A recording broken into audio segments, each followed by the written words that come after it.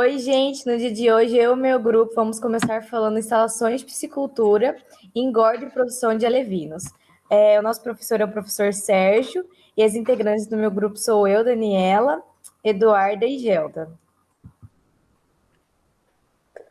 A piscicultura é um ramo da aquicultura e significa, resumidamente, o cultivo de peixes, tanto em água salgada quanto em água doce. Junto com a agricultura, ela é uma das atividades mais antigas praticada pelo homem, havendo relatos de criação da tilápia do Nilo há mais de 4.000 anos pelos egípcios. O Brasil possui um grande potencial para o desenvolvimento das atividades devido à sua extensa faixa litorânea e bacias hidrográficas. Grande parte da produção do pescado brasileiro está em fazendas que possuem represas ou tanques escavados, açudes. Outro fator que contribui para a produção do Brasil é o mercado consumidor, buscando cada vez mais uma alimentação saudável, diferenciada das demais carnes. Porém, ainda é limitante o custo do produto final e a informação ao consumidor. Dessa forma, há muito que explorar no território brasileiro. Sua abundante diversidade em espécies possibilita que essa atividade continue crescendo e atendendo aos mais diversos interessados na área. Portanto, a tecnologia, a qualificação e o conhecimento da espécie são grandes aliadas para o sucesso do cultivo. O Anuário 2020 informa que a produção de 432.149 toneladas, a tilápia representou 57% de toda a piscicultura brasileira em 2019. No ano anterior, a espécie participou com 54,1%. O resultado de 2019 foi 7,96% superior ao ano de 2018, comprovando a preferência nacional pela espécie. Com todo esse resultado, o Brasil consolida-se na quarta posição entre os maiores produtores de tilápia no mundo. Aliás, a distância da quinta colocada, a Tailândia, aumentou 90.000 toneladas. Entre os estados produtores, o destaque é o Paraná, que participa com 33,8% no total. O bem-estar dos peixes. O funcionamento orgânico, a saúde dos animais, o funcionamento mental e o sofrimento dos animais, a natureza dos animais e a capacidade deles poderem expressar em cativeiros o repertório comportamental típico da espécie. Qualidade da água. É muito importante garantir que a água tenha o nível de oxigênio que os peixes exigem. Quando eles começarem a sentir falta de oxigênio, ficam estressados e todo o processo poderá deteriorar a qualidade da carne. A água é um dos fatores mais importantes que influenciam diretamente o bem-estar do peixe, de acordo com a qualidade do pH, a acidez e a limpeza. Os animais podem desenvolver doenças e até mesmo vir a falecer. Por isso, deve-se a concentração do oxigênio, o pH, que é diferente para os diferentes tipos de peixe, o nitrogênio, o dióxido de carbono e a salinidade. E também, ao utilizar os produtos químicos na água, como desinfetante e medicamento, é importante que sejam sempre controlados. O estresse durante o transporte dos animais. O transporte é uma das etapas mais importantes, podem causar estresse para o peixe. Por isso é muito importante seguir os procedimentos corretos. Um dos indicativos de que o peixe está estressado é a tentativa de fuga na hora do abate e quando eles vão até a superfície em busca de oxigênio. Há abatedouros que produzem oxigênio da água ou utilizam redes que raspam em suas escamas, ou que pode danificá-las. São considerados como um redutor de qualidade da vida do animal. Uma prática comum, mas que está errada, são as empresas que deixam os animais 2 dias em jejum, até o seu transporte para o frigorífico. Isso causa sofrimento e afeta também a qualidade da carne. O tempo de exposição dos peixes ao ar. É importante reduzir o tempo de exposição dos peixes ao ar, pois ficam estressados e com medo, o que deixa também sensível e com consciência do abate. Simulação das condições habituais de vida, simular o habitat natural do peixe, fará com que ele consiga crescer e se reproduzir de uma forma melhor. Para conseguir essas condições, é preciso que o tanque possua possua as cores certas, luz, sombra e movimentação adequada.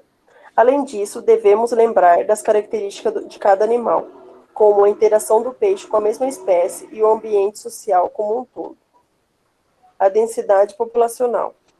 Um dos fatores mais importantes para garantir a qualidade de vida do animal é a densidade populacional para um metro cúbico. Alguns aquicultores focam tanto na redução de custos que acabam deixando uma grande quantidade de peixe em um mesmo tanque. Isso gera tanto um estresse animal, que pode gerar comportamentos agressivos, o que causa ferimento e até mesmo deformidade. Uma dieta equilibrada mantém uma dieta equilibrada para os peixes, garante um crescimento forte e saudável. Por isso, de preferência às rações naturais com a menor quantidade de químicos e hormônio para garantir uma carne melhor. Um fato importante: caso perceba que algum peixe esteja enfermo, é preciso levar imediatamente para a quarentena.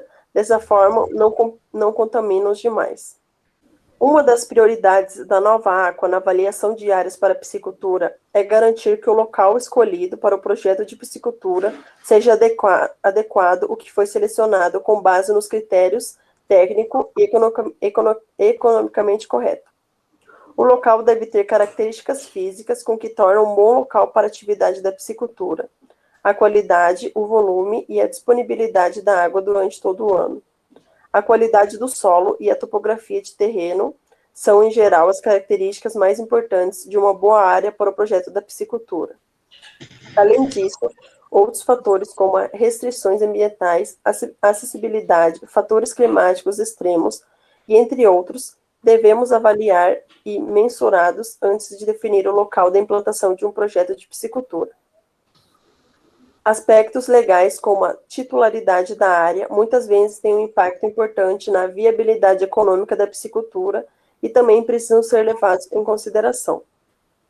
Quanto já em uma área definida, é importante avaliar as suas características de maneira que tanto o projeto dos viveiros ou tanque, suas dimensões e outras características, como o sistema de cultivo proposto, possam ser corretamente projetados para que se obtenha maior eficiência produtiva e menor custo de implantação possível, observando as restrições existentes. Bom, devemos avaliar o terreno, verificar um acesso ao local, uma disponibilidade de energia elétrica, a qualidade da água, a temperatura adequada, que seria de 26 a 30 graus, a disponibilidade para o escoamento da água, sempre procurar locais com boa circulação de água para a instalação dos tanques, porém sem correntes fortes demais. E as licenças necessárias para regularizar o projeto. De sistema. Sistema extensivo.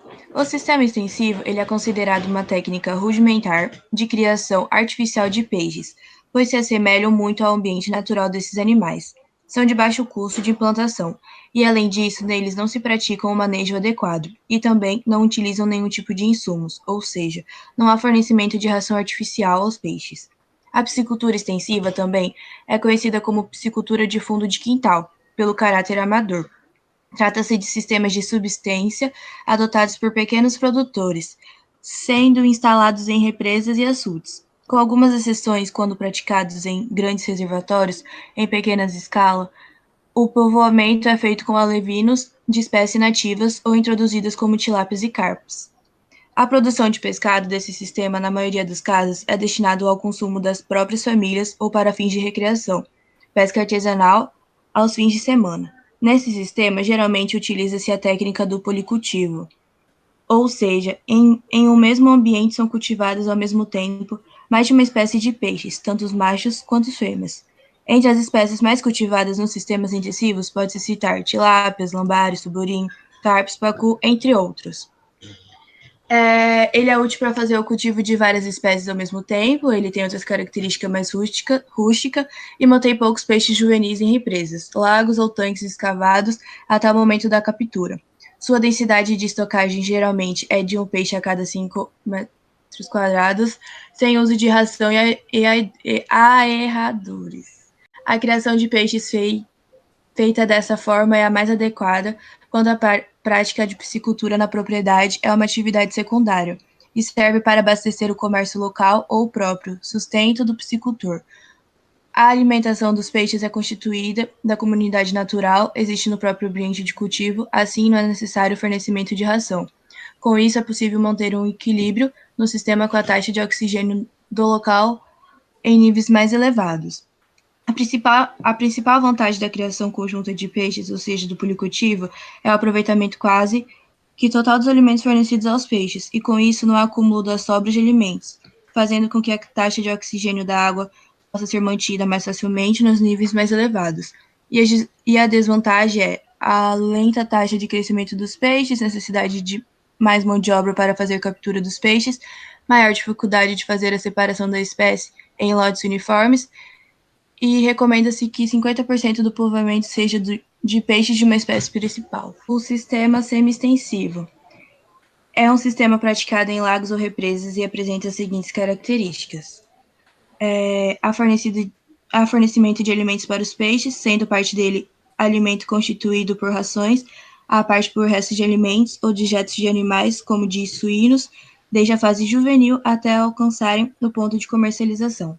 Ele é um sistema utilizado como atividade secundária da fazenda, apresenta produtividade em torno de 5.000 quilos por hectare de área alagada por ano, e é um sistema adequado para o produtor que pretende fazer o policultivo, com o objetivo de fornecer peixes aos pesque-pagues ou para o comércio de peixes abatidos em menor escala. Sistema intensivo. A finalidade desse sistema é obter alta produtividade e por isso deve ser feito em viveiros, podendo ser adotado como uma das principais atividades da propriedade. Aqui as fases de recria e de engorda são bem definidas, as quais poderão ser realizadas em conjunto na própria piscicultura. Caso os peixes juvenis venham a ser adquiridos junto a pisciculturas e recria de alevinos, a engorda poderá ser feita sozinha. As pisciculturas que adotam esse sistema têm como principal objetivo atender o mercado consumidor de peixes abatidos. Por essa razão, o sistema intensivo é recomendado para o monocultivo, ou seja, o cultivo de uma só espécie em cada viveiro. Nesse sistema, utiliza-se espécies que permitem ser cultivadas com maiores densidades de peixes, sendo as tilápias, vermelhas ou tailandesas, as espécies mais recomendadas, caracterizado pelo uso de ração balanceadas na alimentação dos peixes, em virtude das densidades de estocagem bastante altas, o que torna os alimentos naturais insuficientes, embora estejam presentes na cultura e possam mesmo ser incrementados através de fertilizantes. Entre as principais vantagens do sistema intensivo de criação de peixes, destaca-se menor custo fixo, rápida implantação, a expansão do empreendimento, utilização racional dos recursos hídricos, possibilidade de colheitas o ano todo, intensificação da produção do pescado, manejo simplificado, facilidade de observação diária dos peixes, permitindo a descoberta de problemas. Sistema superintensivo. Trata-se de um sistema que possui as mesmas características do intensivo, porém permite que se utilize densidades de povoamento ainda maiores. Para isso, os peixes são cultivados em estruturas apropriadas como viveiros circulares, tanques-redes, canais de concreto construídos para conduzir água de irrigação. O superintensivo apresenta maior custo de implantação, porém permite obter produtividades bem maiores. É muito importante fazer o acompanhamento adequado da alimentação dos peixes e da qualidade da água para evitar a queda de produtividade. Agora eu vou falar um pouco sobre os tipos de instalações. Temos o viveiro escavado, o açude e tanques-rede. Qual será o melhor? Bom, um pouco sobre cada um. O viveiro escavado ele serve para criar as principais espécies de peixes. Eles são construídos em áreas mais planas e permitem melhor controle para abastecer e drenar a água. O açude são represas formadas com a construção de talude que fecha um vale, permitindo armazenar a água das chuvas ou de nascentes. Ele tem o menor custo de construção por área alagada, quando comparado aos viveiros escavados. Os tanques rede, eles são responsáveis pela geração de inúmeros postos de trabalho e por abastecer boa parte da humanidade com pescado. Bom, o viveiro escavado, ele tem o maior custo, porque tem que nivelar o espaço, fazer um planejamento, sobre a profundidade, tanto de borda livre, e não faz só um, né? Faz vários, como pode ver aí na imagem para representar. O indicado seja que a borda livre seja de 30 a 40 centímetros, para viveres com até 5.000 metros ao quadrado. Os açudes, eles têm as dimensões e formato, dependem muito do relevo do local, permitindo pouco controle sobre seu tamanho e dimensões. Existem açudes quadrados ou triangulares. A borda livre recomendada é de 80 centímetros a 1 metro para maior segurança das pessoas.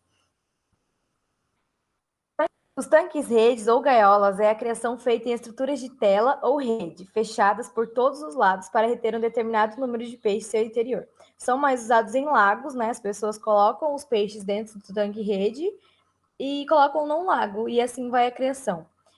O seu espaço, aí tem pessoas que fazem, né? Utilizam todo o espaço para isso. O indicado seria 2 metros de distância um dos outros e as linhas com uns 20 metros de espaçamento. Como a imagem, a primeira é o posicionamento impróprio, que é muitos tanques rede, tipo, sem espaçamento apropriado, e o segundo é o posicionamento apropriado, que é o posicionamento linear. Considerações finais são o bem-estar dos peixes, locais adequados, preparação, custo, vantagens e desvantagens de cada instalação. Pronto. Obrigada, e aqui estão nossas referências que nós utilizamos.